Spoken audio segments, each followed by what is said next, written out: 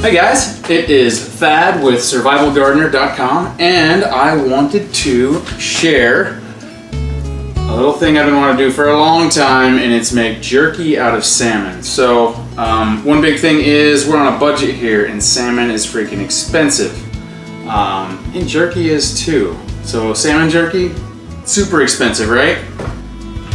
Not with Walmart wild caught salmon. Aldi also has some super cheap salmon bags. This is a 2-pound bag. I think it was $8 or $9. So I'm going to use this stuff. This is skin on. I know the ones they sell at Aldi are usually skin off.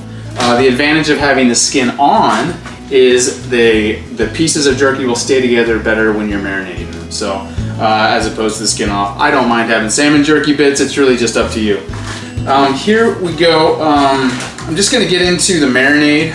What you're going to do is you're going to cut thin slices of your salmon, and you're going to put them in a bowl.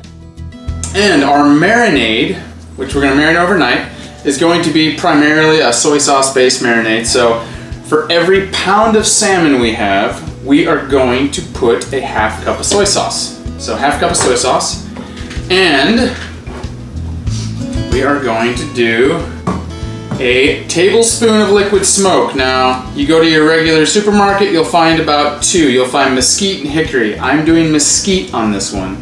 Hickory would work all right too. I wish they had some other flavors, but this is what we're working with.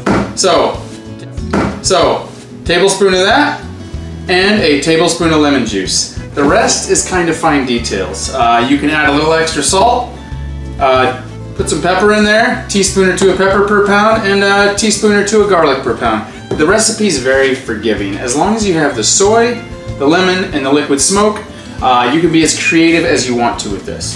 So, let me just go ahead and...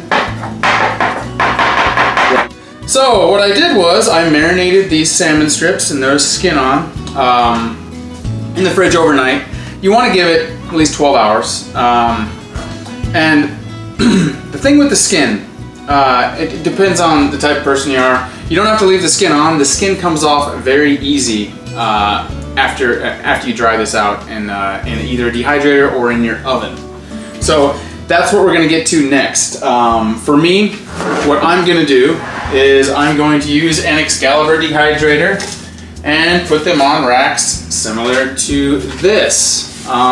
Cool thing is this allows liquid to drip down out of it. If you can devise something like that, all the better. If all you have is a baking pan, and you're gonna do it in your oven, 150 in your oven, this should take 3 or 4 hours. And what you're gonna do is you're gonna take them out, and once they have that good jerky consistency, you want them dried out. You don't want them too crunchy, but you don't want them obviously raw and gooey.